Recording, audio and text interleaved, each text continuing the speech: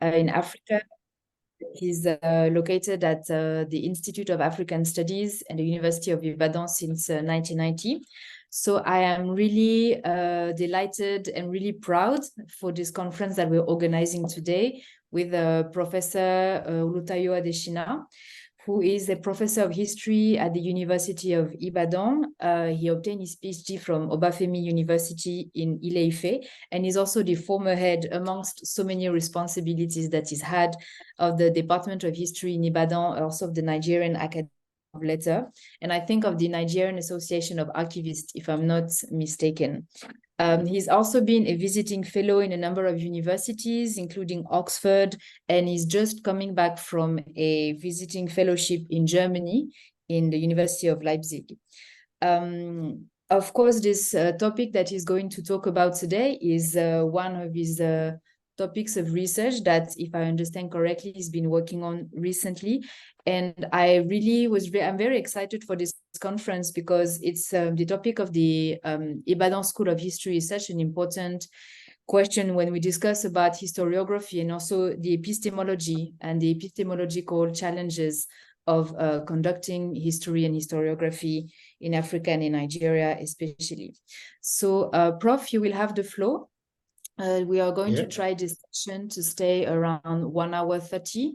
Okay. So, you can speak for, 45, how long you feel, and then we will open the floor for questions. You can write your questions in the chat if you want, and I will moderate them and send them to Prof, or you will also be able to speak if you want at the end of his presentation. So thank you very much, and Prof, the floor is yours. Okay, thank you. Thank you very much, Cyril, for providing this opportunity for me to engage with friends and colleagues from different parts of the globe. I also thank IFRA for putting this on their calendar. Let's apologize first and foremost for bringing these at this time. We have had scheduling problems. The program should have taken place sometimes in March or April, but one way or the other, we kept having to shift because of scheduling problem on my side and on the side of IFRA.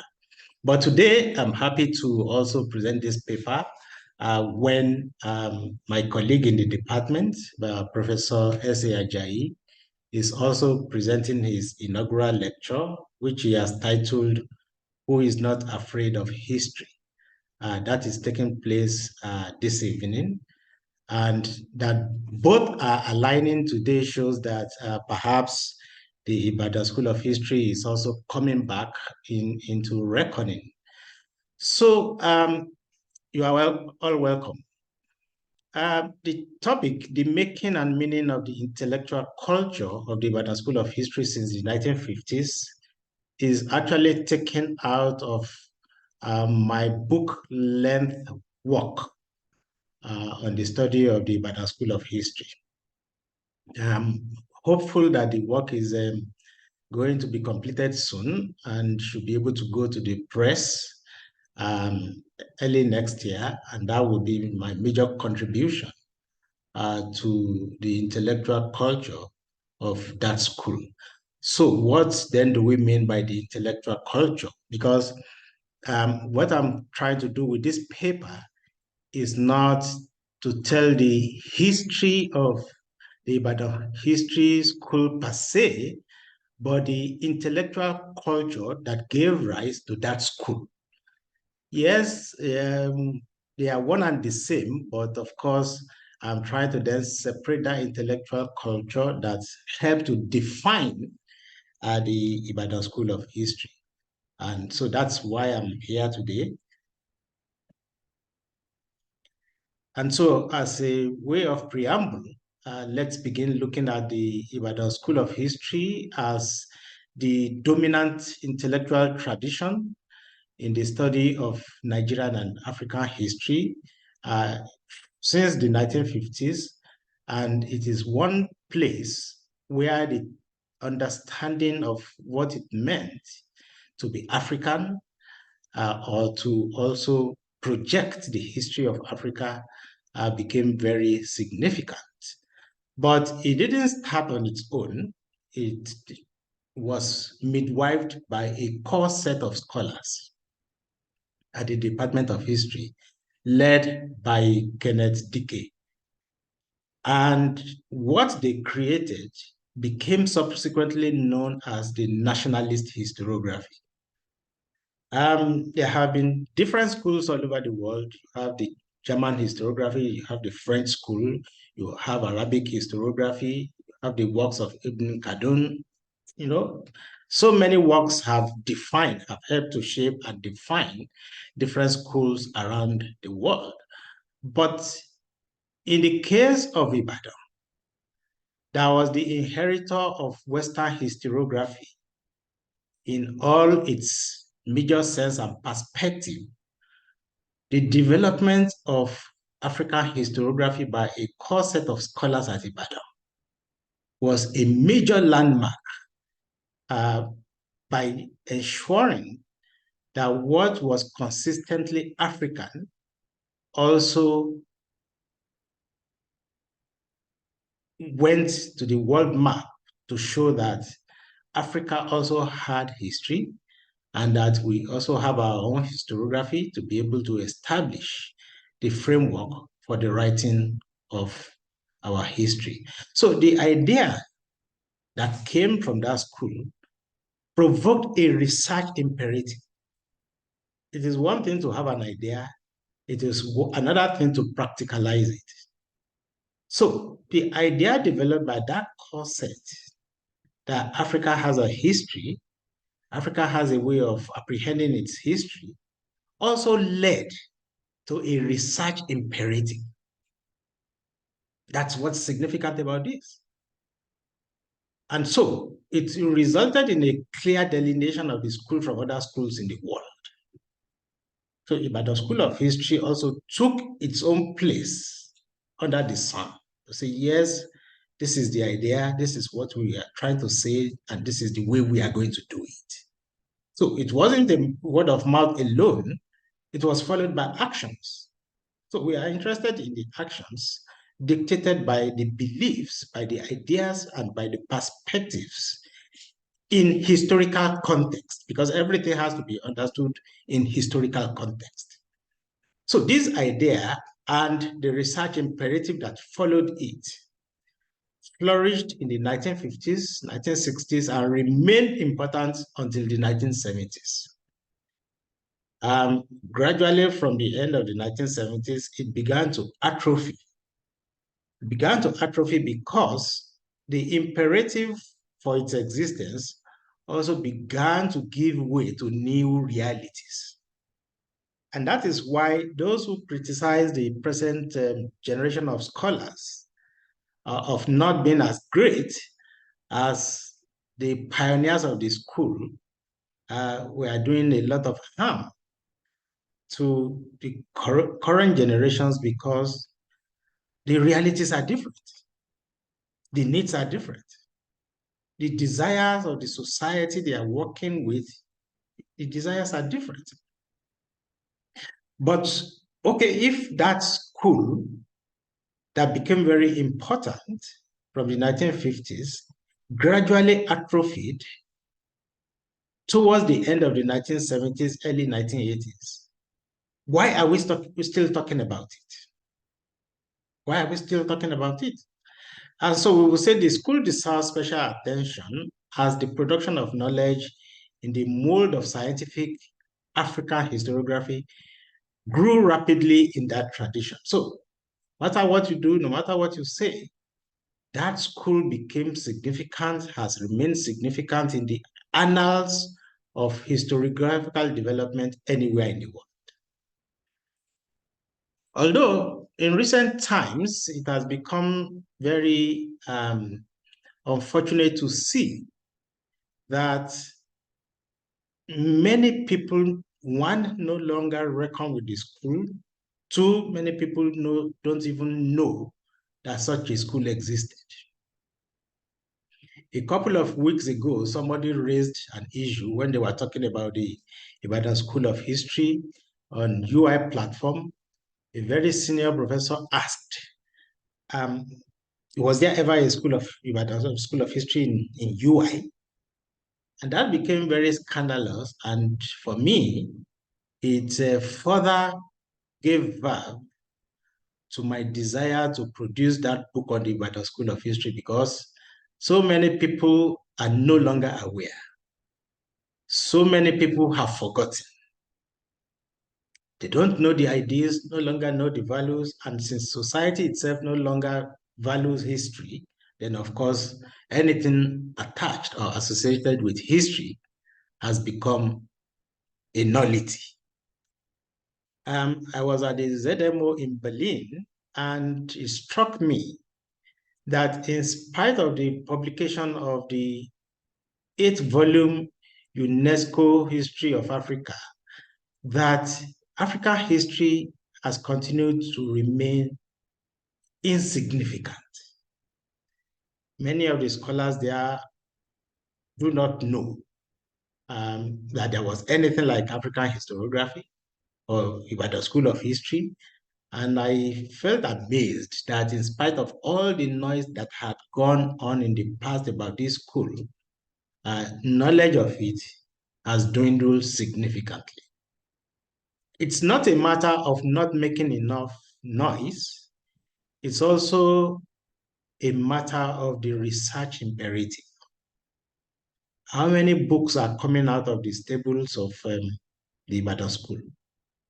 What are the scholars in the Ibadan School saying? How far-reaching had their ideas gone in the world? So there is now a dichotomy between the Ibadan School of the past and Ibadan School of the present. And why was this so? And what distinguished the Ibadan School of the past from the present? Well, the Ibadan School of the past created a structure under which scholars will continually mentor younger scholars, graduate students, and who through that process imbibe academic values that will help in identifying challenges in their societies. But that obviously is now no longer being done. It's like every man to himself, God for us all.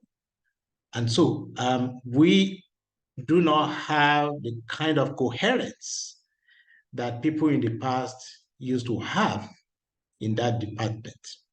So the intellectual culture of that period developed clear modes of scholarly interventions. Right now, the voice of the Ibadan School is muted because there are no longer scholarly interventions as we used to have it. We are also not identifying research gaps as the Ibadan School of the past also did. We are creating new knowledge, yes, establishing firm arguments, but how well have we mainstreamed this new knowledge and these arguments? That is the issue. Or is it not going beyond the Faculty of Arts in Ibadan? How do we begin to mainstream the knowledge of Africa the way the old Ibadan School of History used to do it? And what new historiographies are we establishing?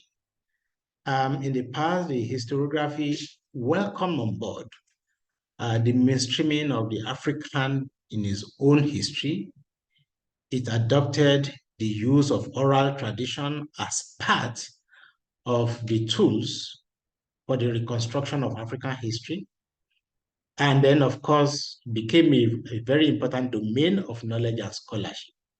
And we're still important as a domain of knowledge and scholarship.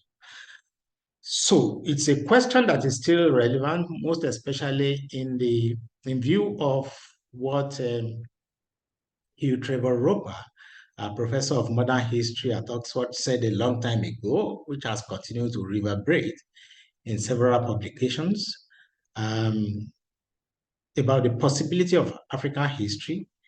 They derided the possibility of African history And as Trevor Roper said, African history consisted of quote and unquote the unedifying gyrations of barbarous tribes in picturesque but irrelevant corners of the globe.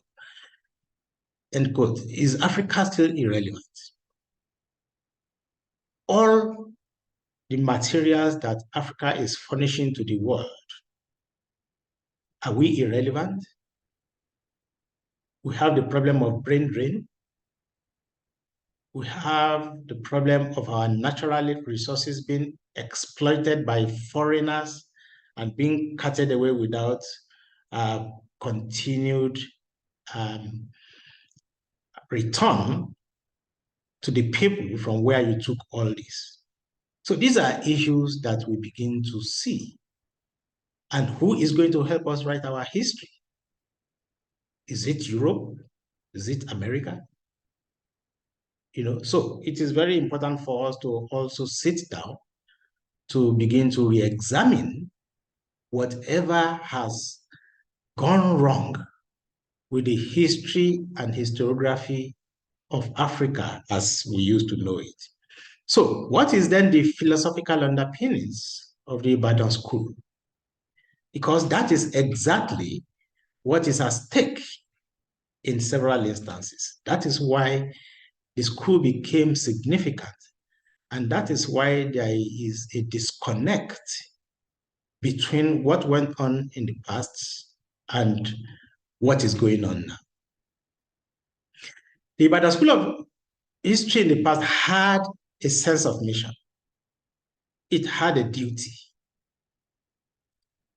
And it established a historiography that was characterized by its near unanimity. Near unanimity. They had a sense of mission, a sense of direction. They had a goal.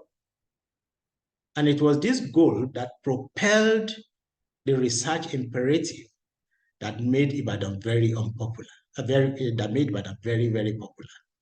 And so they had the purpose, they had the goals, they had the methods that created a particular brand of historical scholarship. So the scholastic and intellectual achievements of the Ibadan School were premised on the need to decolonize African history. Right now, we hear people talking about the colonization of knowledge. And I always ask, the decolonization of knowledge that went on in the 50s and 60s, what happened to it? When was knowledge recolonized? But as we are going to see subsequently, the recolonization of knowledge was a self-inflicted one. Because the intellectual achievements of the Ibadan School had to do with giving voice to the people, giving voice to society, giving voice to knowledge through its research and publications. At what point did that stop? That in 2023, we now have to start again talking about decolonization of knowledge. How did we lose it? Because the Ibadan School created an agenda. It became an agenda setter and became a pace setter. But there were two significant matters that created the fundamental bond. And this is where things get more interesting. There was a fundamental bond.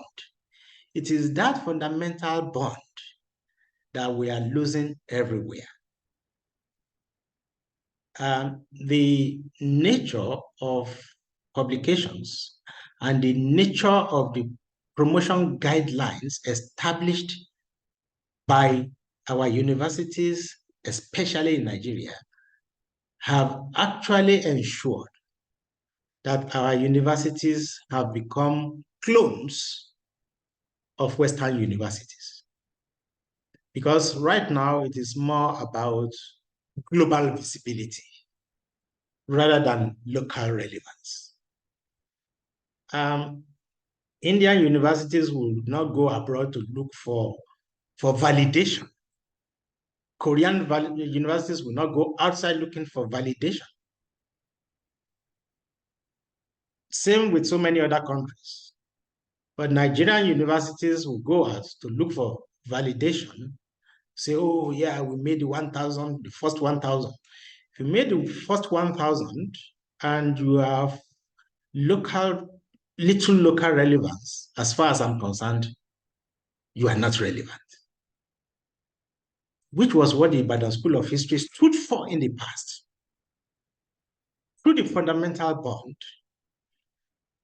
between the first and even the second generation of Ibadan scholars, they were able to place not only the department, but also the University of Ibadan on a global pedestal.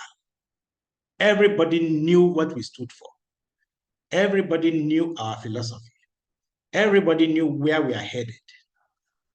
But right now, that's not the same case. So in talking about that fundamental point, Emily Durkheim, the French sociologist working in the 19th century, talked about social production of culture that had characterized things as mechanical solidarity, wherein people were bound together because their lives were similar. In the case of the Ibadan School of History, their missions were similar.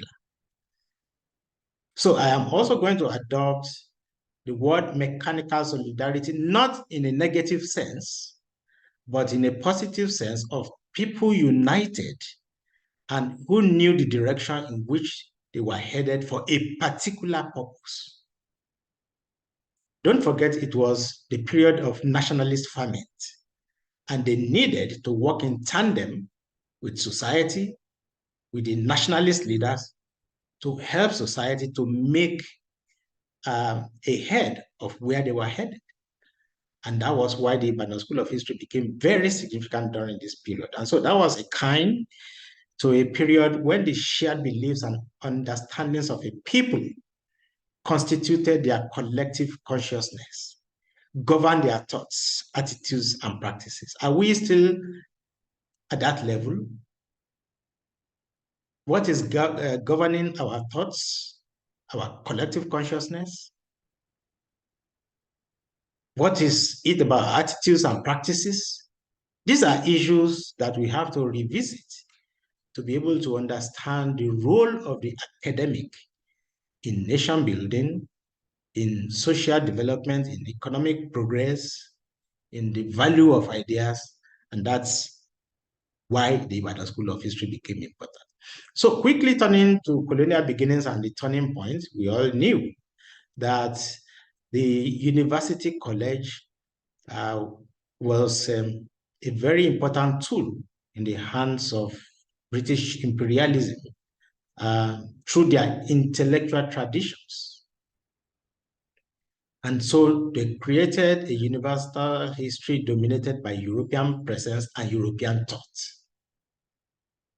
But the activities and scholarship of Kenneth Dike, a British-trained Nigerian historian, and that's where we are also going to have to point attention to the fact that, yes, the fact that imperialists taught you does not mean that you cannot retrain yourself within the context of the desires of the people and within the aspirations of the age.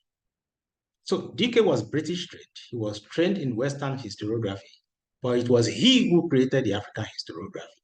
So knowledge is not about aping people. Knowledge is expected to open up your mind, your senses, to be able to evaluate, to analyze, to highlight. That's what Dike did. And that's what Ibadan benefited from him. So he became a member of the department. And by the time he became head of department, he began to chart a new path towards the creation of a usable historiography that would be relevant to the society. And so as more Africans joined the academic staff of the University College, the major focus of the humanistic field quickly became the desire to change European perceptions and African consciousness. European perceptions and African consciousness. What are we changing today? What is our consciousness? How well has the current Ibadan School of History changed the consciousness of people, consciousness of society, because we are no longer engaging with society. But in the past, the Ibadan School of History played a crucial role in rolling back the European perceptions of Africa, and then, of course, in helping to create an African consciousness about the nature of culture and civilization in Africa. So with DK in place, the Ibadan School of History emerged and defined a field within the aspirations of the age. You could see that I am always talking about the aspirations of the age. The aspirations of the age. We have to take note of this in our dealings with societies as intellectuals. If we don't understand the aspirations of the age, then of course we are going to continue to work at cross purposes with the society that expects a lot from us. Now, intellectuals in Nigeria are much more interested in accessing promotion. Or you want to move quickly from lecturer 2 to 1 to senior lecturer to professorship. And so if you become that, what have you achieved? What has society gained from you? Now we have thousands of professors in Nigeria. We have not seen their significance. We are just producing them every day by the hundreds. And so we have to study very well the template of Ibadan, the Ibadan School of History, that helps society to define itself, that help younger scholars to define their role within the context of the age, and of course, that help other African countries, because we're not talking about Nigerians alone now. A lot of other countries began to look at Ibadan. Ibadan developed a new epistemology, and that epistemology not only percolated in Nigeria, it began to spread across the African continent. So the role of DK has made Falala to describe him as a man with a truckload of ideas to dislodge the predatory hold the colonialists had on Africans.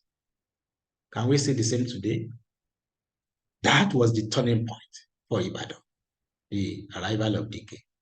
So if you then look at the colonial origins of the Ibadan School, Ibadan as an outpost of Western hegemonic thought, one of the significant narratives of the period was that it was a home of colonial historiography and imperial thoughts. Universities that came later have still continued to define Ibadan as a colonial university, forgetting that the Ibadan School of History had tried to ensure a redefinition of the activities of that university. So this was because the earliest academic staff at Ibadan were Europeans, and the courses were Europe-focused. So if you look at some of the courses I've posted here, you will see that everything was about Europe. Even the history of political ideas was not going to talk about African political ideas. Of course, everything would be Europe, or at best, some of the things that came from the Mediterranean. But everything was Europe-focused. And so DK did a lot as the head of department between 1954 and 1960 to help redefine the trajectory of historical scholarship. And of course, when he became the principal in 1960 and the vice chancellor in 1962, the entire university began to understand what he was doing in history. Even as far away as the medical school, they began to plug into the idea of the African first. And so the medicine that they began to practice in Ibadan also had a lot to do with tropical medicine. And so what we are now trying to say is that the visions of the vice chancellors we have across the country are really not helping matters. in defining their universities, but also in not helping society to understand its own trajectories. And so DK and his tools will have to be studied all over again and must be read by any aspiring vice chancellor to understand how to handle African universities. I said in my talk at the University of Leipzig that what we have in Africa today are universities in Africa, not African universities. If we have African universities, then we must be able to project what we want, where we are going, and then contribute to the stock of knowledge globally. But we are contributing to the stock of knowledge according to Western paradigms, not according to African paradigms. And so globalization today will not have much in it coming from Africa. Rather, Africa has become a consumer of globalization and globalized cultures coming from elsewhere. What percentage of what is African is in what we know today as globalization? So the trajectory of that school then became significant if we address these questions. How did this happen? Who were the major proponents of the ideas that gave rise to the school? What was the branch of reality they were concerned with? How did they address themselves to the meaning and context of their works? How did their activities affect the whole historical process? These are questions we are no longer engaged, but these were questions that the Ibadan School engaged and gave them that consciousness and the intellectual verve, the intellectual ideas and trajectory that made history a popular subject in Nigeria. And so part of what they then did as the practical engagement was the Pan-Africanist agenda. And we could see the long-term effects of this. One of the beneficiaries of the revolution going on in history was the Department of English. The Department of English directed its energy towards the study of English language as a colonial apparatus for education and enlightenment. Its focus for a long time remained a general focus on the classical and Anglo-Saxon literary and linguistic traditions of Western civilization. That was what even the English department in Ibadan was doing. But with the anti-colonial struggles going on in the history department, of course, I must also say today that the departments in the universities are no longer communicating. We are doing our things separately. There is no attempt to dialogue. And that is why the university system is weaker. And that is why the society does not actually understand the roles of the intellectuals or the universities in their lives. And so the anti-colonial struggles in history permeated the intellectual world. The Department of English at Ibadan then began to pioneer a series of research into languages and literatures of Africa and African peoples, including their phonetics and folklore as resources and subjects of critical analysis. So you began to see what I mean when I said there's a dichotomy between universities in Africa and African universities. Oh, Asian universities would not begin to help you to understand the phonetics and folklore of your people. It's your people who must work on it and then project it outside, make it into a usable knowledge, and then, of course, they will then accept it and it will become part of their curriculum. But if you don't do it, they won't do it for you. So the department inevitably, after studying history, trained the first set of African writers such as Chinua Achebe, who went on to produce the remarkable works of African literature, Things Fall Apart. So the control of discourse on the African past subsequently broke free of an essentially European-derived methodology and conceptual framework. So that's what Ibadan School of History stood for. Broke free of an essentially European-derived methodology, and conceptual framework by focusing. Let me be fast because I think I'm staying too long on that. So one of the pioneers of the school, apart from DK, was J.F. Ajayi, who talked about colonialism being a mere episode. There was nothing too significant about colonialism. It was just a mere episode like every other thing in African history. So why do you want to define African history through colonialism? And so he began to help to also refocus the research agenda of the school. Of course, by the 1950s and 1960s, the school had become very significant, and then nationalist historiography began to help to create epistemic communities that began to reinterpret histories in different ways. And that's why after Ibadan, we then had Ahmadu Bello University School, Makerere, Nairobi, Dar es Salaam.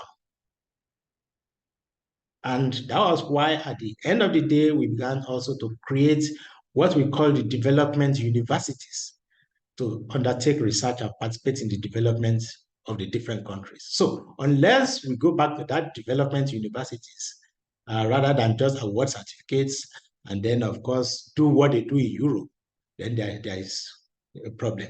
Of course, apart from DK, we also had a number of foreign scholars who were associated with Ibadan. They also plugged into the Ibadan idea and so began to help create knowledge that the DKs and Ajayis were interested in. So they were foreign, but of course, they also co-taught and followed in the process. And so they had what we call an uncommon binocularity. They saw things afar and together. And that's why Omar Cooper, who was one of them, argued that since the groundbreaking work of Enedike, they have collectively showed African history as a viable domain. So that binocularity is what gave them a common vision of scholarship. The question I can hear is, are we doing the same? And of course, there was the creation of the Ibadan School of History series, Ibadan History series, that flowered from that school. It began in 1965 and went up to about 15 volumes before it stopped. But we have not been able to jumpstart the process ever since. And that's one of the things that defined Ibadan School. But of course, the members of the Ibadan School also participated actually and actively in the establishment of the Historical Society of Nigeria, contributing to its internationally known Journal of Historical Society and the sister publication, the Tariq. These were significant tools in the projection of African history. Nowadays, they will tell you if you don't publish abroad, you can't advance. And of course, when you try to publish abroad, there are also many gatekeepers that say, no, this is your idea. We don't think it fits into our journal. So what do? And if you publish in local journals, they say, no, you are publishing in local journals. So the African University will have to create its own niche. Right now, as we speak, it doesn't understand its own mission. And so this is one of the Ibadan History series, J.D. Makupa's The Zulu Aftermath. A lot of publications on Nigeria, on East Africa, on South Africa, on North Africa came out of the Ibadan School. So we had a voice. Unfortunately, it has stopped now. And that's why Ajayi won in 1975, telling us that there is a roadmap. All of us in our teaching, studying, and writing need to be more positive about the functions of our discipline, so as to ensure that African studies in general and African history in particular mirror the ideas and ideals, the virtues and values of our African phobias, rather than the negative portraits of outsiders. But what do we do today? We have neglected this, and so we have continued to ape the West. So the department, in spite of everything they have done, then began to re-engineer the curriculum to show that the field of African history has enough to teach. This is not to say that they also neglected the teaching of European history or American history or Chinese history. Everything was there for the creation of the total man. But we had sufficient themes to work on, and these were shown in the courses that developed in Ibadan. So under pressure, after years of being at the top, Ibadan gradually began to show signs of fatigue. And one of the earliest people to recognize that fatigue was Peter Eke, who said Ibadan had become limited in its potentials for further expansion and renewal. What he saw, he has detailed. And he said the school shows clear signs of exhaustion born out of limited theoretical premises. That's one of the problems. You know, in recent times, Professor Tunde Lawi of anthropology has also criticized Ibadan for its lack of dynamism. So some of the ideas were good, some of the ideas were under pressure. We have tried to look at some of these criticisms, but you see, like I said, you have to understand everything within the historical context. And this is a clear case of parallel hunting. To say, oh, the people there in the 1950s, they did well. You are not doing well. But we didn't have the problem. We don't have the problem of imperialism to contend with. We don't want the philosophy of nationalist historiography to use as our yardstick. Right now, all those are ended. We have different challenges. So scholars in Ibadan are facing different challenges based on the realities of the age. So right now, as we speak, Ibadan history in particular, and history in Nigeria generally, has been categorized as a useless discipline. Some people have tried to run out of that toga by actually changing the nomenclature of their departments. So history and international studies, history and diplomatic studies, history and strategic studies, wanting to actually remain relevant. But Ibadan has still has remained what it is, but it doesn't make our program less vibrant. But what has affected us is the neoliberalism tendency and marketization. So everything now is always about market. So if you're not a lawyer or an accountant, if you are not any of these professional courses, then you are not it. But of course, that's a mistake, because the training in history is also all-encompassing and can give you the kind of skills to function in any sector of the economy. So now we have a case of from bilocarity to bipolarity. The post-SAP generation in the department has continued to work, but orthodoxy, one, has continued to challenge us. Then two, the present age has continued to challenge us, and so has said the discipline is moribund. What has to be done? But the professionalism of the younger age of historical practitioners, while being questioned, has also led them to begin to look at different themes that will help the society to understand its own vision and mission. And so there have been historical scholarship and curriculum reimaginations. New courses have come to also understand the issue of economy and society, their structural relationship with the global capitalist environment, encapsulated in the concepts of dependency and underdevelopment. So new courses have come. And so our students are also being brought up to speed about occurrences in different parts of the world. And so in spite of that, we have continued to subsist on academic dependency because materials are no longer coming out of that school.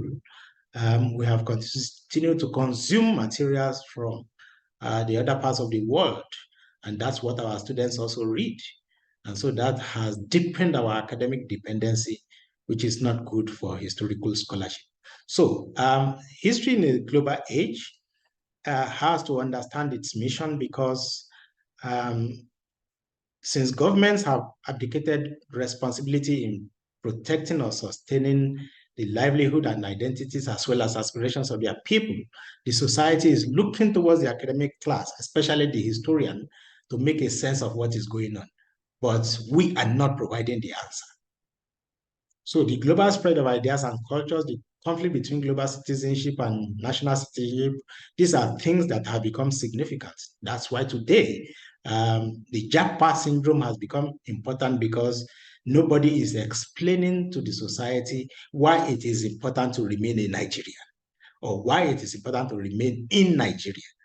So, as far as they are concerned, national citizenship can be swapped for global citizenship. So a major question arising from this is how scholars engage in humanistic studies, most especially those in the field of history, should connect all these issues and help their people to make sense of their existence in a world of great flux. That is what is facing historians now. And so by way of conclusion, what then is the future of historical scholarship in a neoliberal world? There is now the need for a new generation of African historians and African scholars to reflect more deeply on the utility of their research projects for the progressive transformation of Africa's diverse societies. If you just sit down and you continue to publish papers for promotion, then of course you are not getting it right. But the way our universities are configured now is tailored towards showing your productivity in the line of promotion. And for as long as that continues, the African universities will remain insignificant. So we must help the cause of development and the cause of human progress. Thank you for your attention.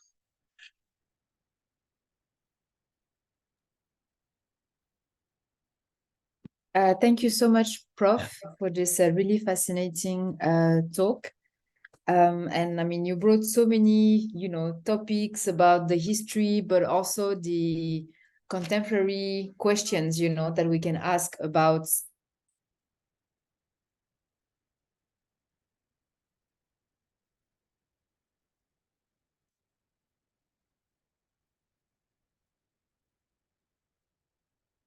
Hello?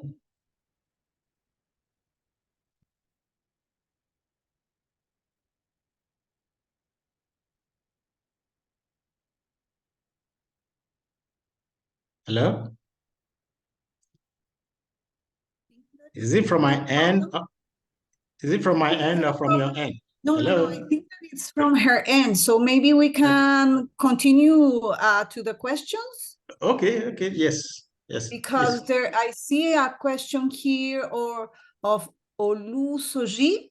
If you want to come to ask your question, maybe. All right, thank you very much for this opportunity. My name is Olusoji Ajao.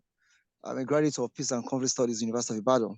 Okay. And I did a master's in Sciences Po in Paris. Okay. I'm speaking from Maiduguri. Okay. All right, University of Maiduguri, precisely. Okay. Professor Olutayọ, thank you for your insightful presentation. I'm not Olutayọ, I'm Adesina. Okay, Adesina. Okay, Olutayo Adesina. Sorry, sir. Okay. I've been listening to your presentation so much. Sorry, sir. Okay. Yeah. All right, so it's very interesting. I love that. And the most when I saw Ibadan School of History, I was just looking at the debates about colonialism. Was it a episode or an epoch event and all that? So I was thinking that you are going to balance that. And when you mentioned PPAK, colonialism and two publics, I was thinking you are going to juxtapose that with the position of Adi Ajayi, but I didn't see that coming. You can shed light on that because in PPAK, what he argues is that look, this is an epoch event, and epoch event means that what happened to you will continue to shape your narrative for the rest of your life. But for me personally, I stand with Adi Ajayi. It has happened. It's an episode. It's gone, and you can recreate yourself. And I take history of Singapore and Malaysia.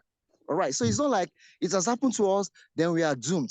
Then my position is that Ibadan School of History, I think they are not actually looking at the contemporary issues. And what you mentioned about global citizenship and national citizenship, I find it very, very insightful. And I think what makes GF Ajayi great, Kennedy DK you mentioned, is that they actually domesticate their knowledge. Like making that, okay, I have this. How do I make my knowledge be useful for my society? Let me give an instance. In Bangladesh, there was this professor of Mohammed Yunus. Yes. He studied economics in the US. And he went back to Bangladesh. In School of Economics, they said, don't give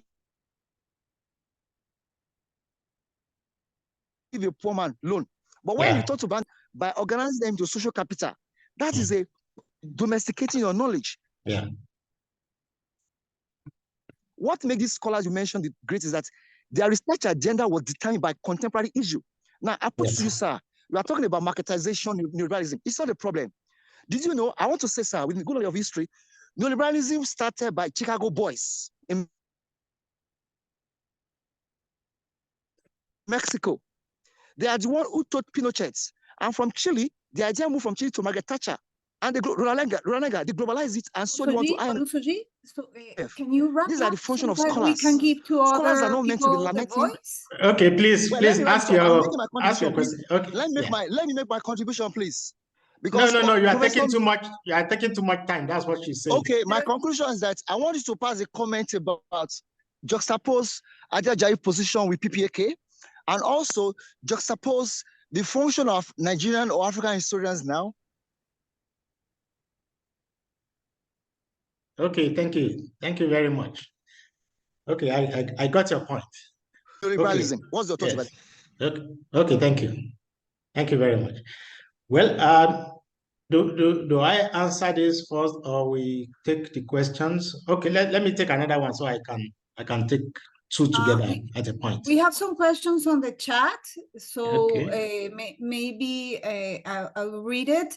Okay. Thank you, Professor, for it. This is Boluwa Tife. Thank you, Professor, for your time with us here. It's an awesome presentation and mind-opening, sir. I'm grateful from the statement you ended with that most academics now show productivity in the line of promotion, which is true, sir. So it's related to the other one. Sir, what is the hope of the young intellectual who have no one to mentor them? What is the essence of raising a generation of scholars when even at undergraduate level, there are not taught proper research methods? And the third, is there any hope for Africa and Africans amidst the stronghold of neocolonialism, where we want to eat Western food and wear Western clothes? Okay, thank you very much. Well, thank you, Bolu. Let me answer the first two questions. Thank you very much, all the way from Maiduguri. Well, you see, as far as I'm concerned, the Ajayi and the AK's arguments on episodic and epochal is more of semantics. Because whether you say something is episodic or epochal, they would one way or the other continue to shape how you think or what you do. But what Eke did not understand about Ajayi's position is that DK is not saying that colonialism was not important. What he's saying is that, oh, look at it the way you also look at the effect of, let's say, the Sokoto Jihad on Nigeria. Are we not still feeling the effect of Sokoto Jihad till tomorrow? Is it not an epochal event, that epochal in the sense that it happened during a period? You know, there is no way you can contain history and bottle it up and cover it. It will continue to reverberate, and that is what Ajayi is saying. So it was only the perspective that was different. Apparently, KK was looking at it from the point of view of a social scientist, which is very peripheral, from that of Ajayi, which was deep. He knew what he was saying. And of course, those of us who read the two positions knew what they were saying. And for me, there is really no issue there. Whether you like it or not, an episode is epochal, and an epochal event can also be tagged episodic because it does not totally define you forever. You know, other issues would happen later on. And if you live long, you will still also experience other issues. So it's not a big deal, but we have apprehended their positions, and these are very important for the understanding of society. Both positions are right. Then Ibadan School, not looking at contemporary issues, we actually do. We actually do, but what is there is that you may accuse us of not being as visible as political scientists who are always on television, who are sociologists, but we also do. we use historical methods to understand, because there are certain issues that are happening in the contemporary period. If you don't look at their historical underpinnings, then of course you won't understand what happened. And part of the problem we have in Nigeria today, for instance, is that those who rule us lack a sense of history, and that is why they are also making mistakes again. When you also cancel history from schools, of course, we know the significance. You are saying Nigeria is in crisis. Of course, Nigeria will be in crisis because we now have about 3 or 4 generations of Nigerians without a sense of history. So, of course, we are also shouting, but simply because history is no longer on the scheme of things of the government, then you begin to look at the departments of history all over the place and how overworked their scholars are. Now we teach so many courses in Ibadan. We have not been allowed to recruit for a long time. When I joined Ibadan, I was teaching only 2 courses. Now we recruit assistant lecturers and give them 7 courses to teach. How is he going to publish? How is he going to read and understand what he's teaching? Doesn't make any sense. So there is a problem of self-inflicted injury coming from the state, from the society itself. And that's why you think history is no longer relevant on doing contemporary things to understand what is going on in society. We actually do. We actually do. Yeah, thank you very much. For Bolu, no one to mentor young intellectuals. No, it's a different generation.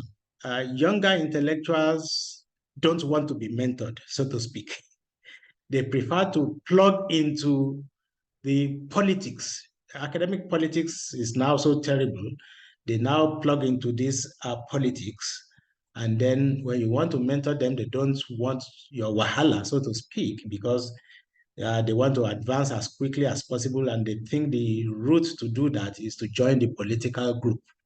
And so we now have academic politicians leading the entire flock. That's part of the problem. And so people not being taught proper research methods. What's proper research methods? There is no way you are going to have to write your projects and you won't go through research methods. The thing is that the percentage of what you are going to be taught is dwindling because the teacher himself is so overworked that he will refer you to literature to say, go and read up more on what I have taught you and then come to me when you have problems. And of course, it's not only your teacher that is available, there are other teachers, learn from them. You know, so research methods are very significant, and then let's continue to engage whatever we have. So on the issue of neocolonialism, it is with us, and globalization is with us. So the universities are not helping us to make sense of what is happening out there, and so the younger generations we are producing will continue to consume the foreign rather than the local because they don't see the significance of the local for them. The local is not providing jobs, it's not giving them security, it's not giving them good knowledge, and so why should that be important? And so neocolonialism is trumping local development now simply because that is what is at stake. Thank you. Hello. Yeah. Yes, please. Yes, Prof. I want to ask a question. I hope I'm not jumping the gun. Go ahead, please. All right. Thank you very much for a wonderful presentation, sir. It was really enlightening and it sent in some home truths to me. So thank you. I want to ask about the relevance of history to issues on public facing. There was someone who asked a question regarding relevance to the society and what people are writing. And then I look at present publications, and in a way, from most of our scholars in Nigeria, in a way, it doesn't really relate to some of the societal problems we are facing. So what would you suggest? Like Jeff Adeajayi and some other scholars did, they wrote based on what they felt was the major challenge in Nigeria at that time. The whole need to nationalize history and make it more indigenous. Now, in our present society, how do we write to society needs? How do we write and resolve issues that are being faced in today's societies? So I don't know if I phrased that well. Yeah, thank you. Well, how do we write on major issues facing society? Of course, that's what they are doing. But the question that you have neglected to ask is, who is reading? Who is reading? That's the problem. And then, of course, some of these publications are out there, they're on the shelves, but who is reading? Not the government, not the society, not other intellectuals. Not other intellectuals. So we are hoping that society will recalibrate one way or the other. And then, of course, let's begin to converse. Right now, there's no conversation going on. That's part of the problem. There's no conversation going on. So in the days of the Ade Ajayi, there was hunger for knowledge. Hunger for knowledge, not only book knowledge, but even for radio knowledge. And that's why you had historians going to the radio to present programs. Right now, even radio, nobody is listening. If you talk on radio or television, there's NEPA will not allow people to watch. So you publish newspapers, nobody is reading.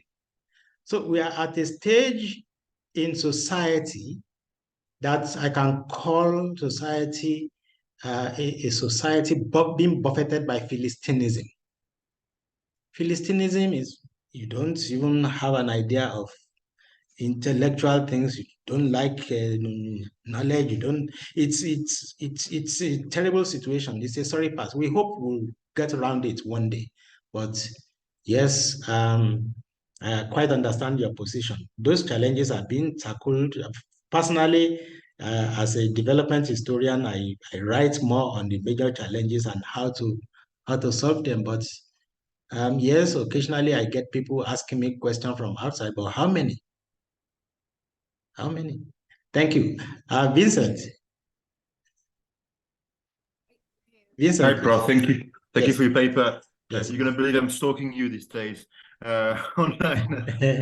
Just have a quick question. You talked about the recolonization of knowledge, right? Yes. So can you tell us how that happened? How did it happen?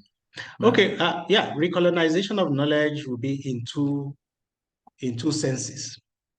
The first one has to be some of the major literature that we are using for teaching this generation are foreign resources. And they are the ones readily available because local literature are almost non-existent.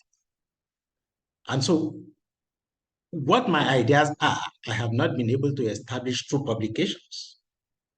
And so if you then bring these students up on these foreign publications, of course, it's the ideas, because right now we don't have so many people coming out with ideas locally, especially theories, so we train them with foreign theories.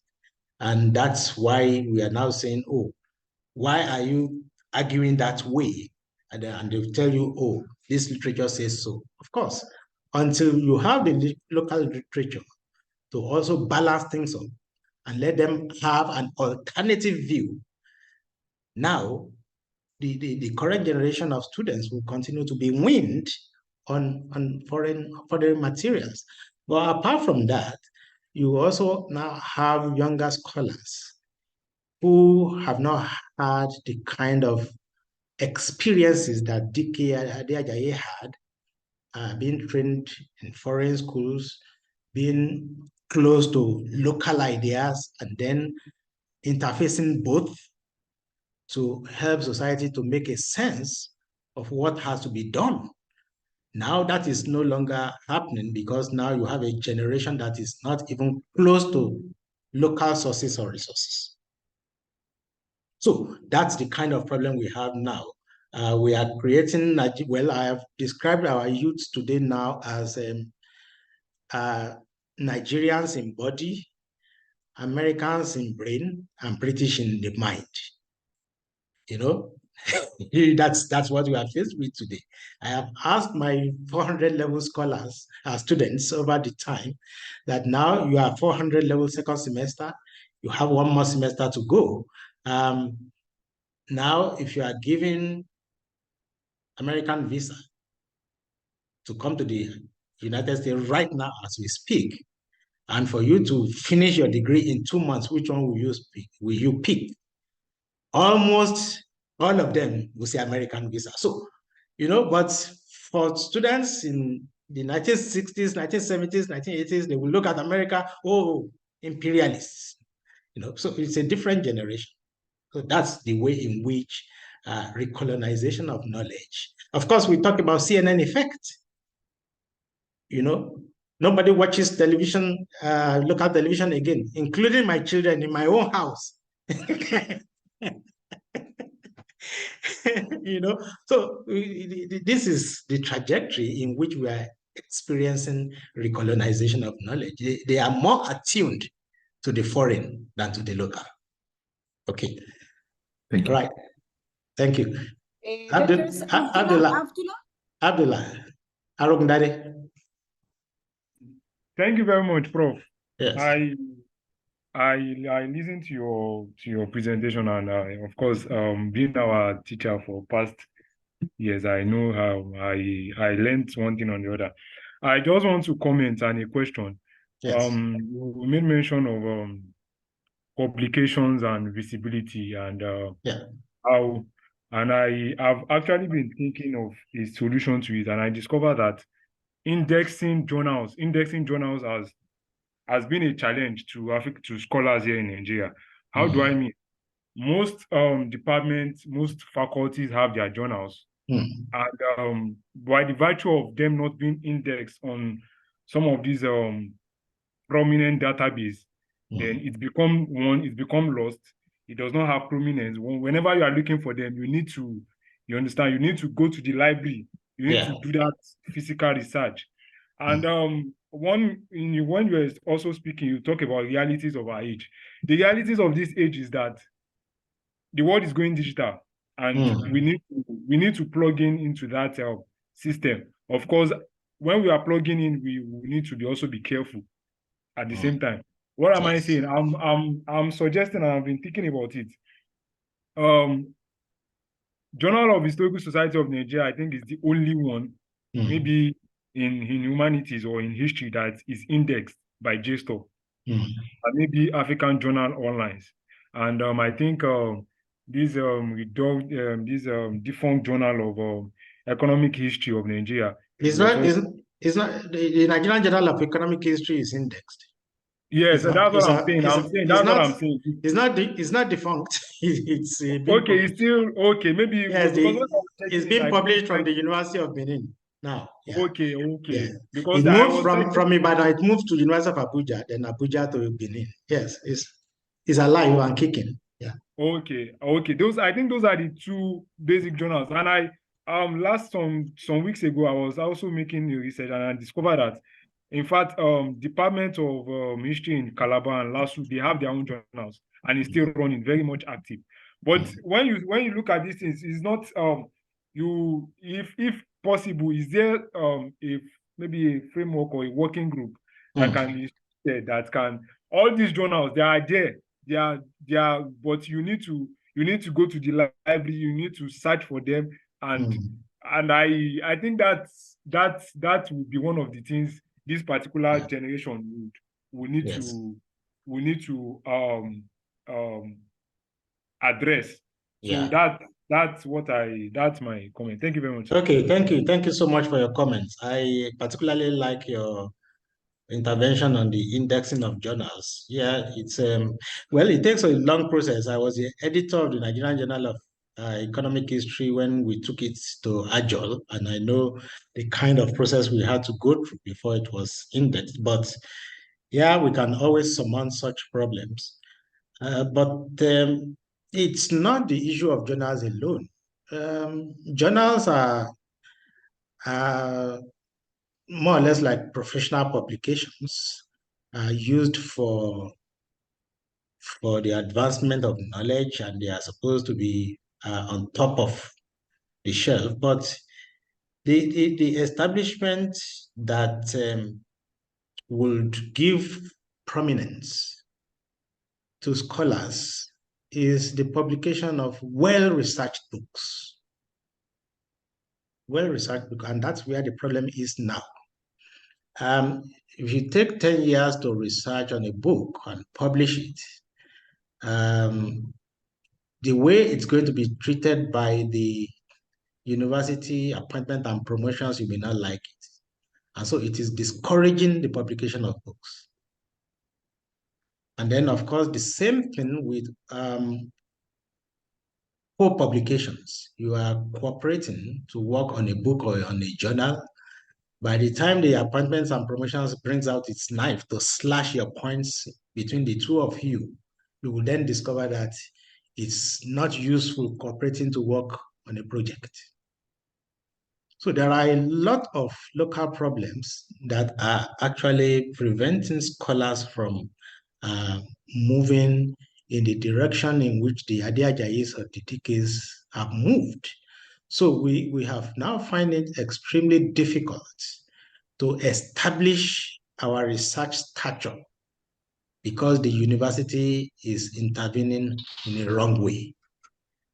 And until we get visionary vice chancellors who actually understood what it means to head an African university, or what it means to have a development university, or what it means to actually use the university to also understand the projections for development, then of course we will continue to have such problems. And then of course the realities of the age about the digital. Yeah, it's a digital age. How do you find an academic that is not plugged into that? But of course, how many universities are also paying for the digital access? How many? Even for those who pay, how many have electricity?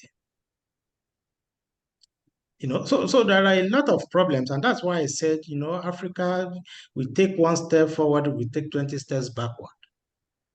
So if we are going to be recolonized, then let us ask for it to be done properly. But the way things are now, all our governments in Africa are not making sense the way they are governing the countries in the continent. And so until we also begin to re-educate our leaders about their roles, their responsibilities vis-a-vis the aspirations of the people they are governing. I said it in my last slide, that the people we are governing are not, they don't understand the direction in which we are taking them. And so if the government is not doing it, they are looking up to we intellectuals to do it, and they are not getting answers from us. And I hope one day society will not dissolve into crisis simply because they have not been able to understand, to make a sense of what is going on in society or anywhere. They have gone to the churches, no answer. They have gone to the mosques, no answer, more problems. So if you don't carefully handle the issues at hand, then of course we are all going to pay the price for this one day. Thank you. Yes, I'm back. So sorry for the yes. appearance. The network betrayed me. Okay. I don't know if you've addressed some of the questions in the chat. Some. Let's say we can go there now. So we addressed only one, but we are following with there are one, two. There are a lot more. Yes, exactly. So right. If you want to read from Olusoji, who already asked his last question, from Olusoji down, we haven't read it. Okay. All right. So can you see them, Prof? Yes? Yes, I can see. I'm trying to scroll up now.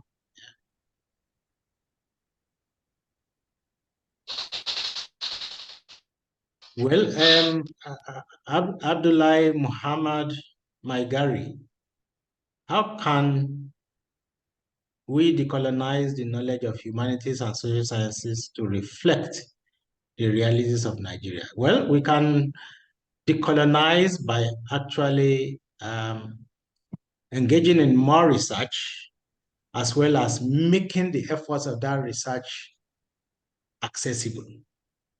But in making the research accessible, we have to look for funding, and not many universities are funding research.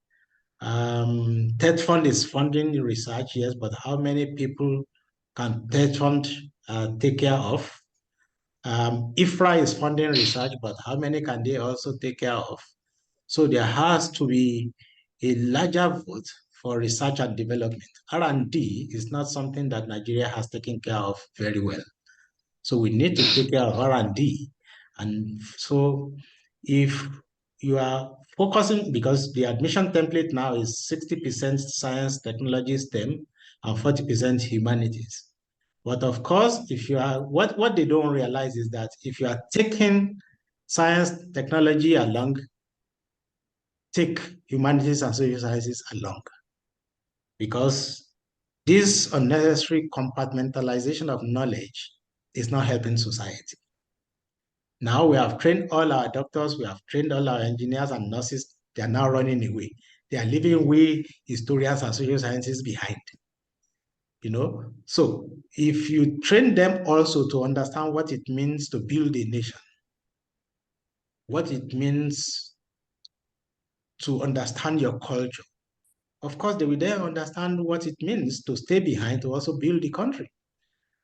But since they didn't know anything about history, about sociology, about anthropology, you just told them how to operate people, how to dispense medicine. Now they have done that. They don't have any they don't have any passion for humanity beyond that. Of course, they are ready to leave you at any time. So education must be done in such a way as to highlight as well as bring together all knowledges to ensure that you give them the correct education to help in nation building, which is part of what history is talking about. History is talking so much about your culture, your values, your orientation, and the process of nation building. And medicine will not talk about nation building. Engineering will not talk about nation building. You need knowledge from other sources to do that. So that's the way we can decolonize knowledge. If there is funding, R&D, then of course we move forward. But right now, there is none. How can we revive the passion for arts and humanities among the young generation? Well, I don't think it's a mechanical thing. It's either you like it or you don't like it. For those who like it, do we have enough information to give them about how that is going to help their future? Have we also created the right mix of knowledge for them to be able to engage with society? So if you have gone with your 60% of the science, the 40% that is coming to the arts, they are adequate for us to take care of. But how well are we taking care of them with the curriculum that we have and with the kind of knowledge and training we are giving to them? So there is so much work to do to assuage the passion that they have. And we don't want a situation in which they will get to part 3 and they become disillusioned. See, they have not gained anything. You know, so we need to also talk to our scholars in that regard. Then I am a sociologist. We are experiencing the decline in the number of admission seekers in history and other Nigerian languages. Yeah, well, it's a sign of the times. The decline began a long time even before structural adjustments. But with the coming of structural adjustments with marketization, as well as neoliberalism, yeah, people will ask you, what are you going to do with history? What are you going to do with linguistics? But that's not the right question. The right question is, with your knowledge, how can you create further knowledge that will help society? So we are not saying that because you read history, you are not likely to become a good businessman. No.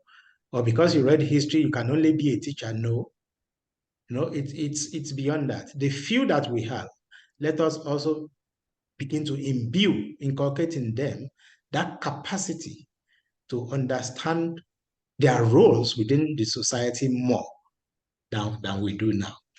Is it possible for Ibadan School of History to recapture, that's a surgery, is it possible for Ibadan School of History to recapture its lost glory? And how can the school assist universities in Africa to be more relevant in preparing solutions to local challenges that are struggling for global visibilities? Well, the global visibility is not our problem. The global visibility is the university's problem. It is the university that is running after global ranking. And in running after global ranking, they are killing us. They are killing us. You are not providing the necessary tool. You are not giving us the necessary funding, yet you want us to be globally visible. How are we going to do it? You admit more students for us than we can cope with. If you give a young assistant lecturer 10 courses to teach, are you not killing him? Are you not killing his intellect? How is he going to cope? So, but the visibility of, oh yeah, history has 200 students, as far as I'm concerned, is nonsense. It's nonsense. If we have 200 students and we are not teaching them well, and at the end of the day, the young lecturer will die, what have we achieved? Yeah, we have the population, we have the figure, we have the global visibility, but people are dying locally. So our universities, as I've said, don't understand what it means to have African universities. Let's look inwards. Let us understand our realities. And from that, our realities, let us then begin to project how to help rebuild society, how to empower society, and gradually begin to work ourselves towards that global relevance that we are talking about. So the other leg of your question is capturing, quote and unquote, the lost history.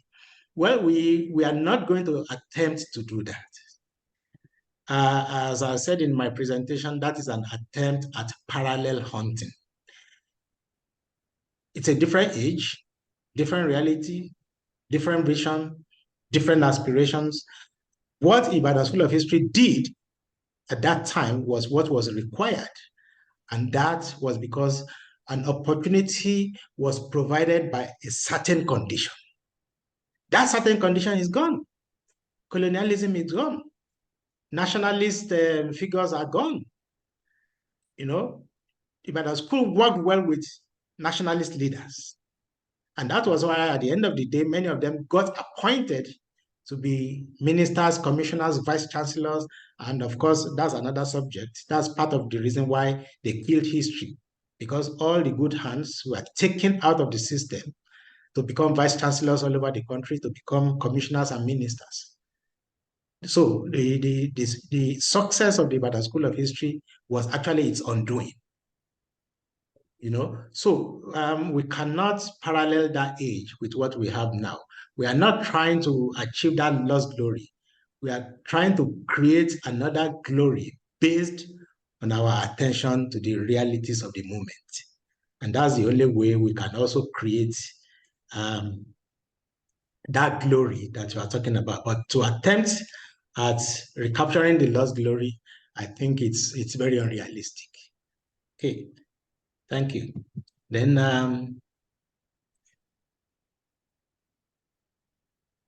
how can African universities participate in collaborative research with universities in other climes on an equal or advantageous level? Well, we have been doing it. The only thing is the funding issue, because most of the funding came from the West, with little contribution by our local universities or the government.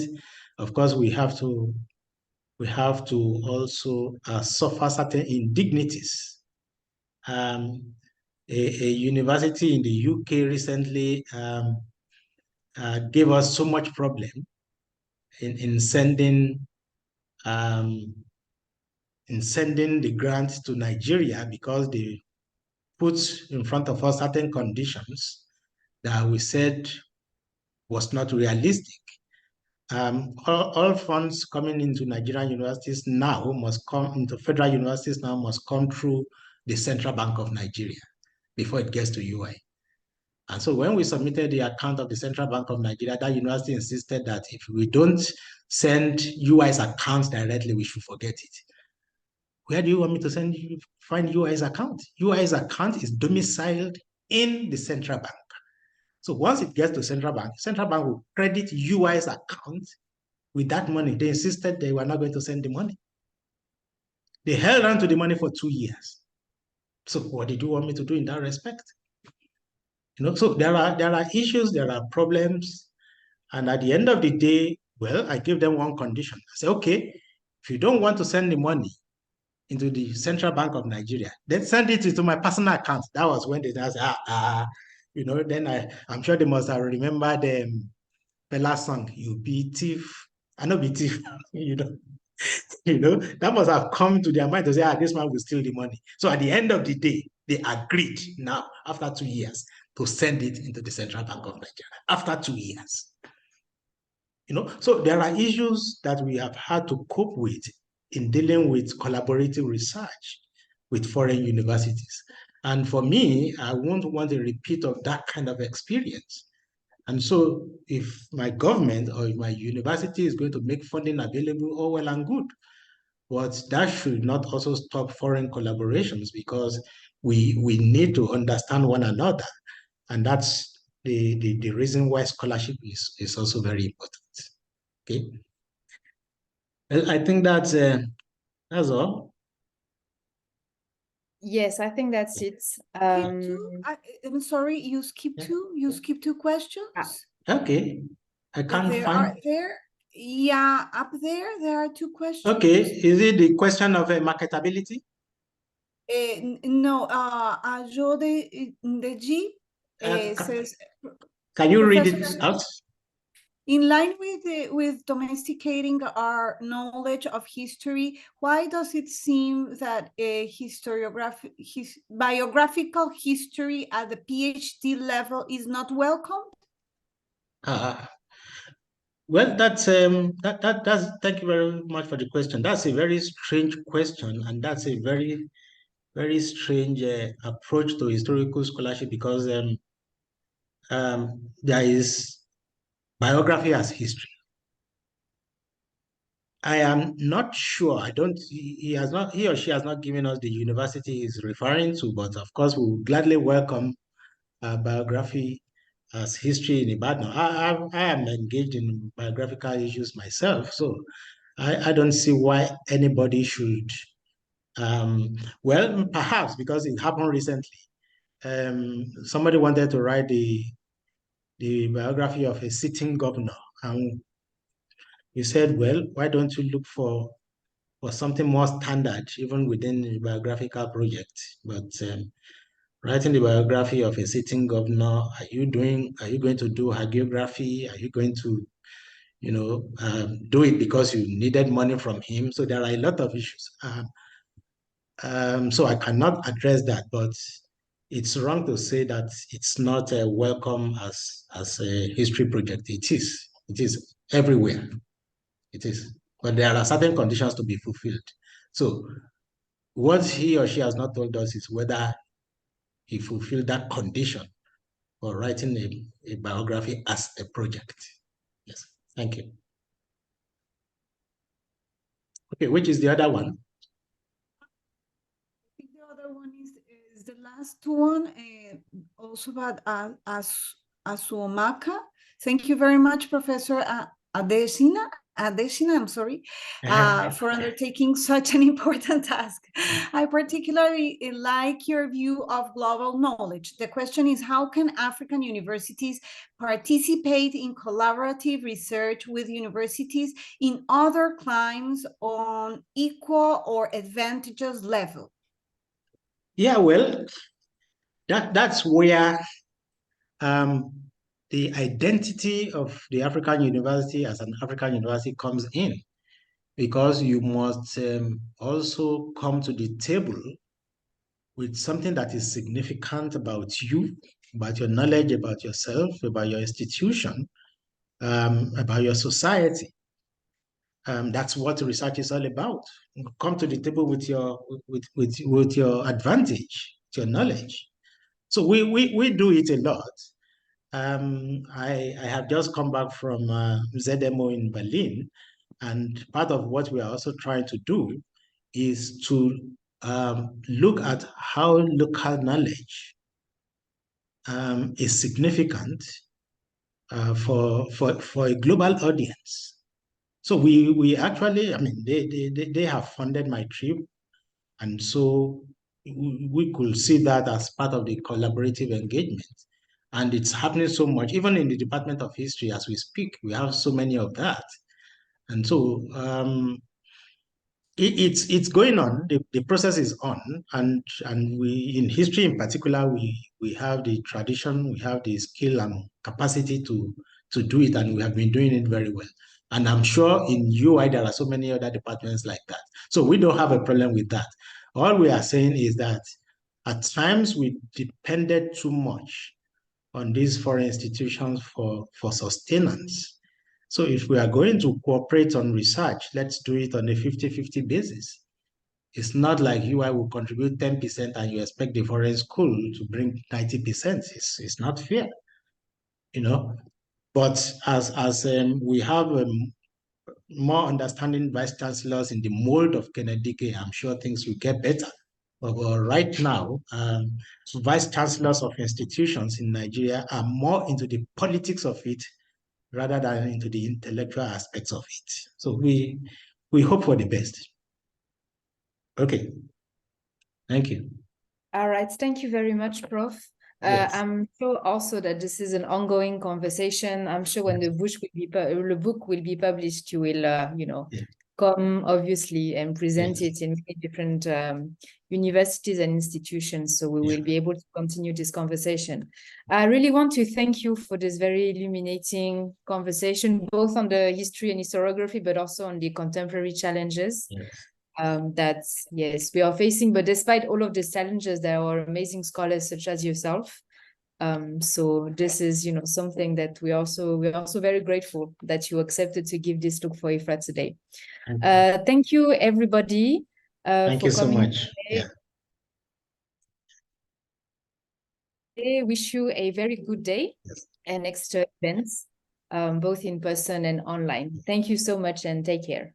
Thank you very much. Bye-bye. Thank you. Bye. I think you can stop the recording. Okay. So it will be on my system now. Yes, it will be on your system. Okay. So when you come to Ibadan, you can come to the office and my colleague will take it with a flash drive from your laptop.